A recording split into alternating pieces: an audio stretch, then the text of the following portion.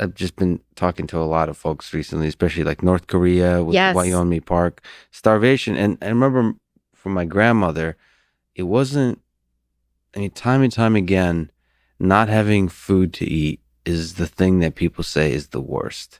Mhm. Everything. It's way worse than murder, not having food, and the places that takes your mind and the actions that forces you to do. Mm-hmm. That's terrifying. And all of that seems very distant in our history. Yeah, I love her. I watched that interview with her. I want to talk to that woman so bad because when she was on Joe and she sat there and said, Joe's like, have you done any therapy? And she laughed. I was like, oh, that's my girl. It's such a fascinating. I mean, I would love for you to kind of talk to her and explore her mind because we kind of explored her story. Right. And there's power and importance to her story, but it's so difficult to understand. Like, how does she become healthier and better, even more so than she's already? She's recovered quite a bit. She's found herself quite a bit, but I wonder, is she haunted? You're saying questions I want to ask. Like, that's what I mean, because after being in a war, there's certain atrocities that you see that it doesn't matter the therapy that you do. And I don't care what all the special ops guys say. Like, I know plenty of them that have a light switch and they turn it off and they can function. But I also know them when they've been out for 10 years. There's things that haunt people differently, but there's no way there's not something going on there deeply. Yeah, but there's also extra levels of complexity in her case because, I mean, this is what, just looking at history of my own family, is she spent much of her early life loving the dictator, right? Yeah, we like the water or something. Yeah. It's like we like water or we like this because there is no like individual. Like when they said there was no love or anything. But there is a love for just that individual. For that individual. And so, I mean, it's like the ultimate abusive relationship. Oh, yeah. And, but it's still love. The experience, like you don't know the alternative. So it's not even, it's complicated because like, I wonder if you truly explored it, what you would find, because the trauma, much of her trauma, I think, comes from when she was escaping North Korea, treatment by China.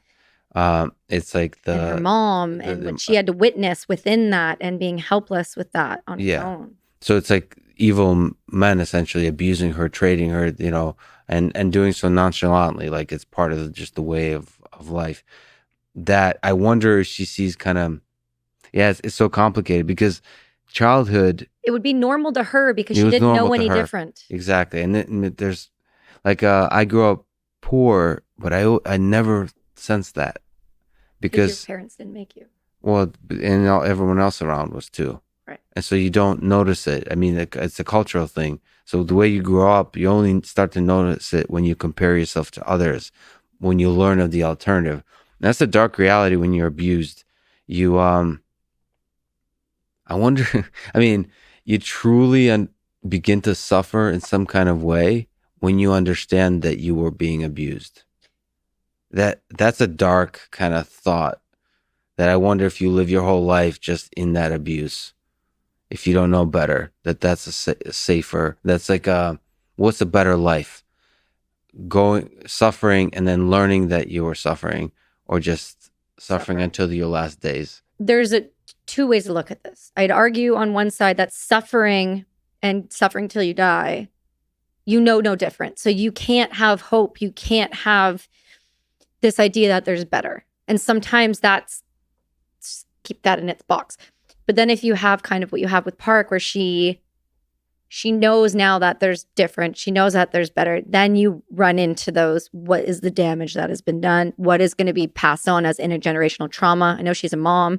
So it's like, now you got to look long-term a little bit because now she's an influence on a child. And there's a positive to looking at both, I would say. And I know that sounds horrible for the living in trauma your whole life and just not knowing any better.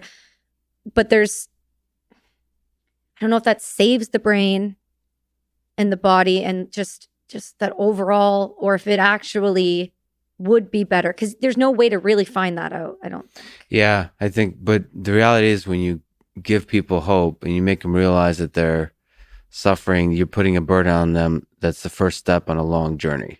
And so, Yes. and obviously now that she knows that they're suffering, she wants to make people in North Korea currently suffer less.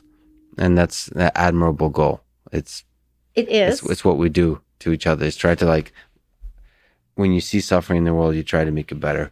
And en masse, that's probably in the long arc of history going to make for a better world.